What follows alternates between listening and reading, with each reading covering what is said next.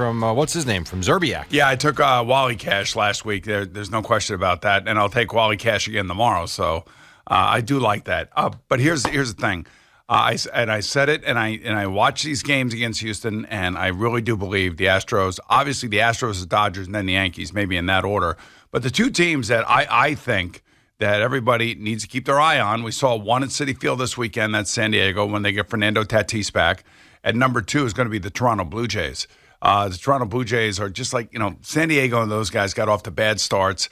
Obviously, the Dodgers and the Yankees are running away with their respective divisions. And then you think about, okay, what happens if you end up seeing one of these two teams in the playoffs if you either are the Mets or the Yankees? I mean, that could be potential problems. No question. And, I know that the Mets think that they've fixed part of their problems with Vogelback. I don't know. He had a nice day yesterday. It was a nice opening kind of, debut for him in front of Met fans, and he was talking about the electricity at Citi Field and everything last night. Because, quite frankly, both the Mets this weekend and the Yankees on Thursday, those had playoff kind of atmosphere, around the games, even though we got a long way to go.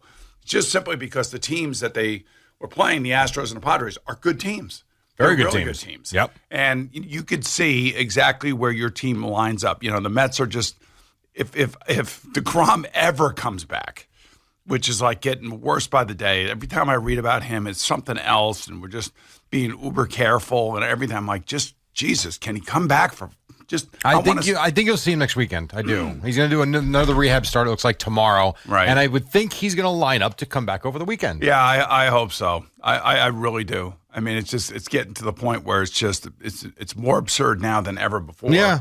And I thought for sure he was going to pitch against the Yankees either Tuesday or Wednesday. So did I. But whatever. This is again, both teams this week. It's an interleague play, and it's great because both teams are right in the middle of everything. And you said it. I'm like, why is Giancarlo starting? He's exhausted. Why is Stanton not starting? Why is he exhausted? Yeah, I don't know. And to go back to Houston, athlete. and then to go back to Houston for him to sit in that first game. I know he played the second game, but for him to sit in the first game, why? DH, just go up and get your at-bats, and then for him to miss a couple of games this weekend. And, you put Yes on yesterday. I think it was the fourth inning, fifth inning, I forget. But they right off a break, they had the Meredith Marakovich conversation, Rucco in the booth, and she's talking about, Rucco basically started about it. Balloons. Okay. Very nice. And Rucco's basically saying, no panic, no injury, but, not Joe Girardi. Aaron Boone said he was exhausted before the break. He was exhausted during the break, and boy, he came off. He's exhausted. From what? From what exactly? From All-Star Weekend and hanging out? Half the time he DHs, half the time he plays the field. I don't get it. Now, he's a great player. He's a great hitter. I am not taking that away from him. But get on the field. He needs to be playing. Get on the field. Now they won 2 out of 3. They did a good job. You got Nestor Cortez was good yesterday, and their offense, at times have been a little up and down lately, but yesterday they did everything they had to do. Judge hits the bomb on a hanging curveball that he just clobbered, and so they win the series, and everything's fine. But I do agree with you, though, because if you go back to before the season, nobody really took the Red Sox seriously, or I shouldn't say that. No one thought the Red Sox were a serious contender before the season began. But the two teams you were concerned about, for sure, if you're a Yankee fan, were the Rays and the Blue Jays. And the Blue Jays got out to a bad start. The one thing the Blue Jays can do is flat out mash. I think the Blue Jays are on a 6-game winning streak, and the Astros are on a 5-game winning streak. That's how you come out of the All-Star break. You come out of the All-Star break sure. full on, pedal to the metal, and go out and go get it. And the Mets and the Yankees came out of the All-Star break stumbling and bumbling, maybe because they had so many players at the All-Star break enjoying themselves. Mets, and that gets exhausting. The Mets are interesting because it's exhausting, Joe. It is exhausting. So I agree. And watching watching this lineup until I said the fifth inning, the sixth inning, because the fifth inning is when they had second and third, nobody out, and let's roll one over to the third baseman. You got Fatso on third base, who we love. He's awesome, but he's also, and he does run. I mean, he went first to third. So I mean, that's a little much. Well, okay, fine. He runs first to third very quickly, but you get the rollover to third, then you get the ground ball to first. and like nothing. You get second or third, no, and you're sitting there thinking, are they ever going to score against this team? And then finally, in the sixth inning, they kind of explode after Hosmer hits the home run. You're thinking, my God, are they going to lose this game 1-0? It was just one of those types of nights. But again, second and third, nobody out, and you get the Alonso home run, and away you go. Now, dicey in the ninth inning, and this lends you to another question. The bullpen is not good. So you've got the trade deadline coming up about a week from now. I think it's the August 2nd. So that's next Tuesday. You are looking at two teams that I would say I don't think the Yankees need significant moves. I think the Yankees they could use a starter for sure. Right. I legit think, and I know where the Mets are. I know they're 59 and 37 or something. They need to make some significant moves. Vogelback was a nice start. They need another bat, and they need bullpen help in the worst way. Go get Juan Soto. Everybody. I don't think Soto's coming here. Jerry, I don't. Slow down a little bit this morning. You want a donut? Slow down this morning? We just started. I know. You want a donut? No. You sure? I'm positive. And by the way, these donuts I've been doing Al's diet. These donuts were brought in by Amanda, our other intern, and that's how you make good with the on-air talent. You know, you give them Stanley's Bakery, and you give them a crumb bun and some jelly donuts, and everything's happy. Nice. We got an intern in here. Did you bring us anything? No, Matthew didn't bring us anything. So, Matthew, learn from Amanda. This is how you suck up to the talent around here. Bring us food in some sort of shape or fashion.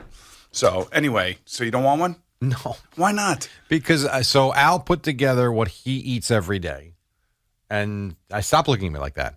And so I decided, as someone that needs to lose 20 pounds, that I am going to give this a shot. So I lost 3 pounds this week.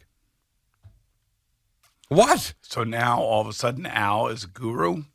No, I wouldn't say that. So he gave me this Bobby-approved app about 4 months ago, and I was kind of into it, but I don't watch the stuff like he does. Quite frankly, he's got a lot more free time than I do. And so I actually asked him, as Al is becoming emaciated and losing, 10 pounds after 10 pounds, I said, could you just write down what you do? I would like to give it a try. So I gave it a try this week, about 90%. There were a couple of cheat meals for sure, but I did lose 3 pounds this week. All right, so... And the donuts are not on the Al meal. Yeah, I can imagine. There was a point in time where Al was doing, Hare Krishna beads. Yes, I know. You going to do those too? No.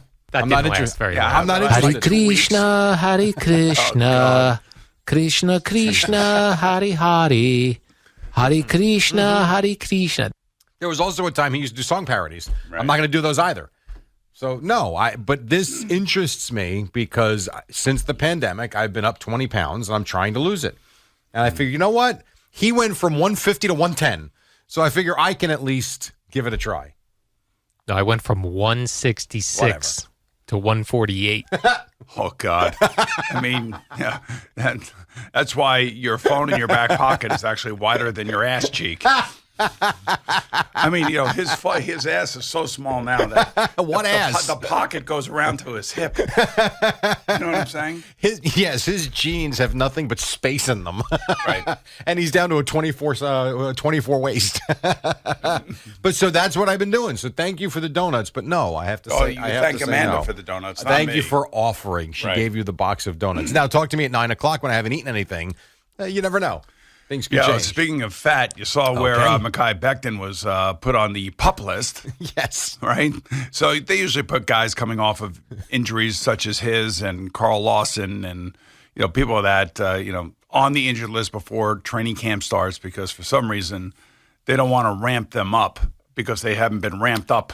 And I guess he hasn't been ramped up. Now, I did read something on Friday afternoon that said this was actually part of the plan the entire time for the Jets. Yep. So he's got to be off the PUP list by, I know there's a specific date in August. It's late August. Yeah. So this really might not mean anything at the end of the day. It also may give them an opportunity to look at some other players, not for his position, but other positions, and see if they find a diamond in the rough somewhere else. Yes. It doesn't count against the roster as they get ready to get started to actually put the helmets and shoulder pads on once a day, and they got to be really careful, and then they have to go and get in the air conditioning, get on their phones and tweet and get involved, and it's today's athlete. Yeah, no, I get it. I absolutely get it. But you just made a left turn on me from the baseball to Mekhi Becton. We were talking about fat guys, and then you were talking about how you were trying to lose weight, and then I was thinking maybe, just maybe, Al should get over to the Jets and help Mekhi Becton out. I'd love to help. Right. So, according to Rob Saleh, who gave an interview with CBS HQ, so nobody saw it, basically said that he said Not true. He said that the last 40 days, Mekhi Becton has been great. We saw that, and he said he's done everything they've wanted him to do. He's right on course for what they're expecting. On course for what, and what are they expecting? What are their expectations? So that's for him to start at tackle. Okay. And so I think until we can be all over him, and I understand that, but I think until he is not off that list and misses games, I mean, at some point, do we take Saleh at his word? He said he was going to come in like a butcher ball of knives. And he did. Yes, he did. Instead, it looked like he went to the butcher and had a lot of food that was cut with knives. So we'll see. This is their problem, and at some point, we're going to find out in the next couple of weeks.